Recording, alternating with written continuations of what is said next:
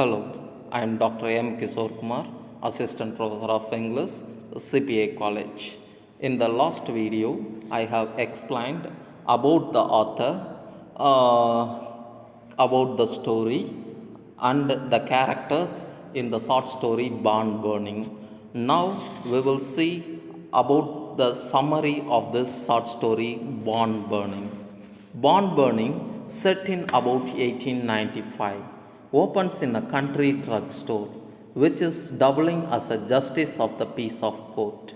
A hungry boy named Sarthi craves the stew and bread in the store. He is afraid. His father, Abner Snoops, is in court, accused of burning down Mr. Harry's barn. Sarthi is called up to testify against his father, and he knows that he is going to have to lie and says his father did not burn the burn. The justice and Mr. Harris realize they are putting the young boy in a bad position and they let him off the hook. The judge tells Mr. Snoops to leave the country and never come back. As Sarathi leaves the courthouse, a kid calls him barn burner and knocks him down twice. Sarathi tries to chase the kid, but his father stops him. Sarthi, his older brother, and his father get into the family wagon, where his mother, aunt, and two sisters are waiting. The wagon is already loaded with their broken possessions. That night, the family camps. After Sarthi falls asleep, his father wakes him up and tells Sarthi to follow him. Sarthi does. His father accuses him of being on the verge of betraying him in court. He hits Sarthi. Then he tells him that the most important thing is to stand by one's family. The next day, the Snoops family arrives at their new home, a sock on the farm where they will be working as tenant farmers. Abner wants to talk to the owner and he takes Sarthi with him. When Sarthi sees the owner's fancy white mansion, he feels like everything just might be alright after all. He thinks his father cannot possibly hurt people who live in a house like that. On the way to the front door, Sarathi notices that Abner deliberately steps in some fresh horse excrement. At the front door, a house negro greets them and tells Snoops to wipe off his boots. In defiance of the request for politeness, Snoops pushes past with a racial insult and tracks the excrement all over the white rug in the front room.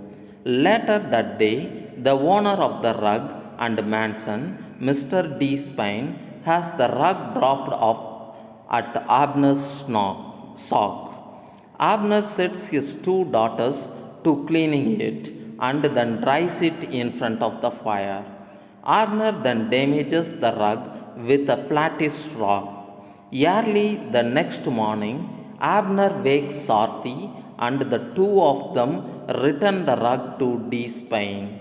D. Spain shows up shortly after, insulting Abner and complaining that the rug is ruined. He tells Abner that he is going to charge him 20 extra bushels of corn to pay for the $100 rug. When he leaves, Sarthi tells Abner that they should not give D. Spain any corn at all. After working hard all week, Sarthi goes with his family to town that Saturday. He goes with his father into a store and sees that a justice of peace court is in session. D. Spain is there. Sarthi does not realize that Abner is suing D. Spain to have the fee of 20 bushels reduced. Sarthi blurts out that his father is not guilty of burning any bonds, making the justice think the rug was also burned. Abner sends him back to the wagon, but he stays in the store to see what happens. The justice decides that Abner is responsible for the damage to the rug, but he reduces the fee to 10 bushels. Sarathi, his father, and his brother spend some time in town and do not go home until the sun has almost set. After dinner, Sarathi hears his mother trying to stop his father from doing something. He realizes his father is planning to burn the Spain's barn. His father and brother realize that Sarathi is planning on allotting Spain and they leave him behind, held tight in his mother's arm. Sarathi breaks free and runs to the Spain house. He is only able to say "born" a few times and then he is on the run again. Spain is right behind him, about to run him over. Sarathi jumps into a ditch and then returns to the road. He hears three gunshots soon after. At midnight, Sarthi is on top of a hill. He has come a long way. Everything is behind him. He mourns the loss of his father, who he seems to assume is dead. But he is no longer afraid. He falls asleep and feels better when he wakes up. The whippoorwills are singing, and it is almost morning. He starts walking towards the woods in front of him. He does not turn around.